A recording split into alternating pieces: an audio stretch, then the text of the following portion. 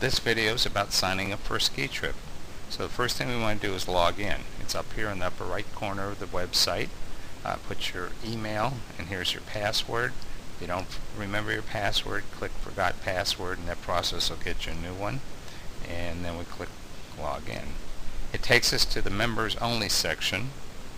And from here, what we want to do is make sure our profile is up to date. And to get to our profile, we'll come up here in the right hand corner and click on View Profile. And that takes us to the My Profile section, and what we want to make sure is we've completed all the information down here, especially things like date of birth and ID names and stuff like that that's needed for the trip registration. If you haven't completed it, please click Edit Profile, fill it in, and then save it. From there, we're going to move to the trips, and that's where you register for a trip, is on the trip description page. So we put a cursor over the word trips and get a drop-down menu, and let's take a look at Vail just as an example, and we'll see that it has a full description with pricing. Please review what you're signing up for, and down here it says register for Vail, so we would click on that to register for Vail. And when we click that Open for Vail, we got all the trips showing up here. We can just click from one to the next, and we're going to go to the practice trip, which was set up for this video and for Trip Chair training. So here we are. We'll click on the register button, and we get first step is that confirms the email that we signed in with, which said yeah, that's right. And then we go and we choose whether we want full trip that includes air or ground only that doesn't include air, and we want the full trip. Hit next, and now we get a page with all the detail we need to register for this trip. Some of it has been pulled over from our profile, so you can see that was helpful. We don't have to go through that again.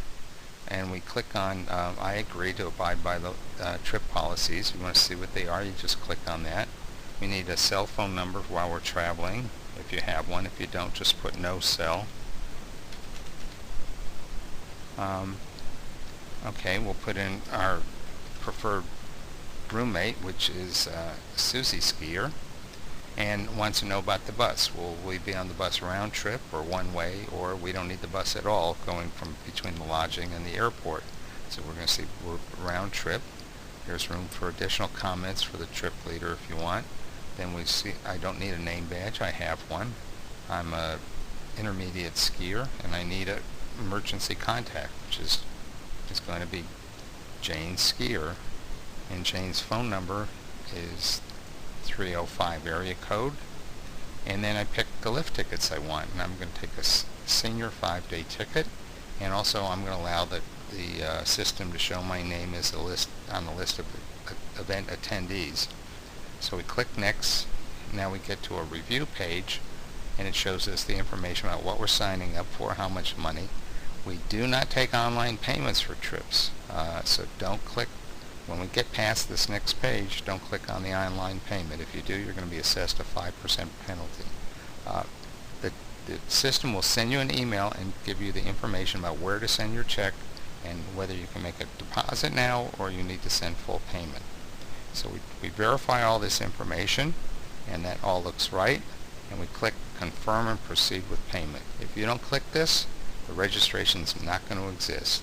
So there we are. Now it shows us how much money we owe down here, and we're going to get that in emails anyway. We can log off, and now what we can do is if we have family members that need to be signed up, we'll take the email for the next family member, or a spouse or children, and we'll take and use their email and their password and repeat the process. So there you have it. Pretty quick and a whole lot easier than what it used to be.